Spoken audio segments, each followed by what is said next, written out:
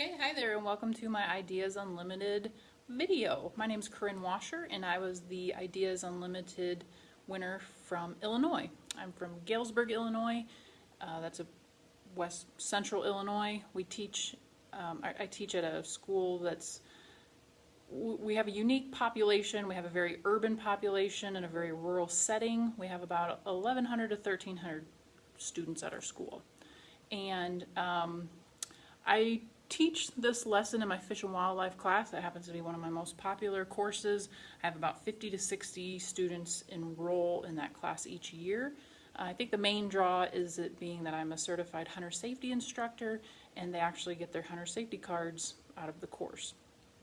So in thinking about how I can continue to revamp my curriculum, we're actually on our way home from vacation one year, and this just kind of hit me like a ton of bricks. I'm very limited on funds, resources, things of that nature. I have a very small area to work with, so I needed an idea that was going to address those issues. And I really wanted to add to the curriculum, and I wanted to add antler scoring to the hunter safety course.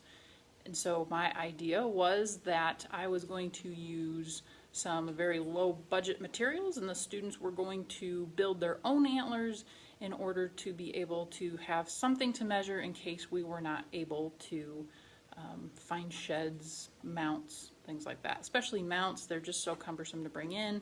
They're valuable. And then sheds, I didn't know how many people, year to year, I didn't know what the availability of my resources would be. So my solution, like I said, was to come up with a little project that I call my STEM Big Buck project. And so in that project, we learned about antler development and I guess antler anatomy, and then also scoring system. So after we learn about all that, what the students do is they have to create a set of antlers from very limited resources of newspapers, one roll of masking tape, and really that's about it. They have to strategize together in teams and come up with how to create the highest scoring set of antlers. So this is what we are working towards. I know that's a little unrealistic, but the students have fun doing that. So as far as how we begin the project, I begin with a PowerPoint, and here you can see the PowerPoint. I got it from, I don't even know where I found it. I don't know if I found it on communities of practice, or if I just Googled deer antler measuring, or I don't know what. But anyhow, that is my PowerPoint there. I've shared it Ag Ed Discussion Lab and also Communities of Practice. So if you're wanting a little bit more on where to find that, they're posted on both of those. Okay, so as we go along, we talk about factors such as what affects antler development. We talk about things such as age, nutrition, and genetics. With genetics, we talk about, you can tell how deer are related because they will have similar characteristics to their antlers. And most importantly, nutrition. With nutrition, we talk about obviously antler growth takes a lot of energy from food, so you can tell herd health by the size of antlers in the deer population. Well, age is a factor as well. Okay, we also talk about terms. We talk about what a point is, what a point is not. We talk about abnormal points. Most importantly, we talk about the burr. That's important. This is the burr here, where the antler meets the skull, because in order to measure, we measure from the burr to the tip on the main beam. We talk about the tines being the G's on the scorecard, and the actual circumference being the H values on the scorecard. So there's some more of our terms there. Next, I teach the kids how to actually score the antlers. So I do a little YouTube video. There's some really good YouTube videos out there. They're really instructional, that really kind of break down how to go about doing that. There are actual, I guess, official measuring tapes. I just use these nice little cheap ones from Walmart. Let's see there, just the little fabric measuring tapes. As long as they work together and kind of hold down, so they kind of have to work together to hold in place because they're not super pliable, and then so to kind of work along to get their measurements. Like I said, you can't really measure this by yourself, but with a partner to kind of work along the uneven surface, it gets it close enough where I think they can get a very realistic view of some actual scores. So after we learn about how to do the scoring, we'll learn a little bit about the Boone and Crockett Society and kind of what are some things that they're looking for that. We talk about typical versus non-typical deer. Sometimes, and we learn about, I guess, what factors can cause non-typical formation of antlers, and then I'm pretty much done with the background there. So the actual project itself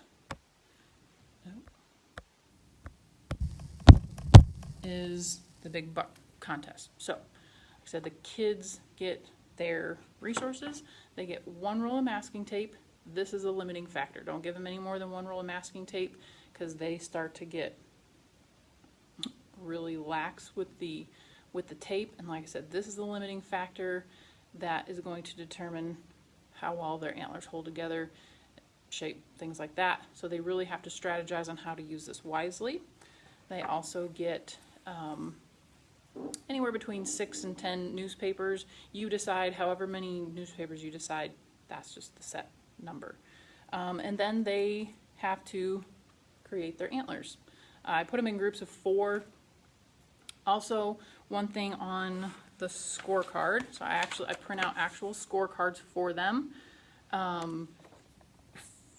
The only number I give them on this is the spread. They are making a set of antlers. They have to account for things like tine length, mass, whatnot, but I give the spread number because they're making sets of antlers. Okay, so they would submit 2 antlers. The students measure each antler.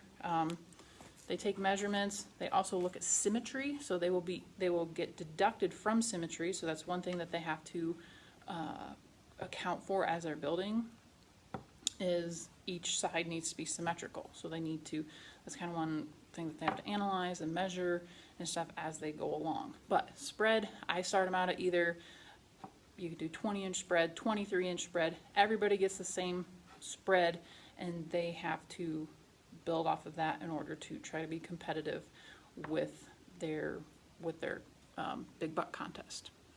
Oh, and I forgot to mention, you can also, like I said, you can bring in sheds. So that's one thing that I was able to do, because I put an email out to see if we had a bunch of resources, and we actually had a bunch of teachers this year that did have sheds and some mounts and things like that. So I did have them practice scoring first, and then they broke into groups. So here are some pictures of the students working. They're getting their newspapers all ready to go. Here they're making sure their tines are of even length. There we go. And let's see, somewhere I have, okay, some of our winners here at the end. So there's their scorecard there. There's their set of antlers.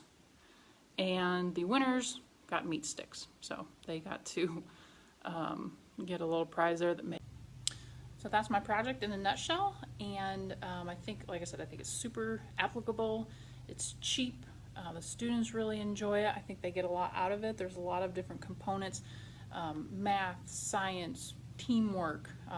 They have to analyze as they're going. Is this design making sense? Is it symmetrical? Are my numbers adding up? Things of that nature. So thank you very much for your consideration on this award.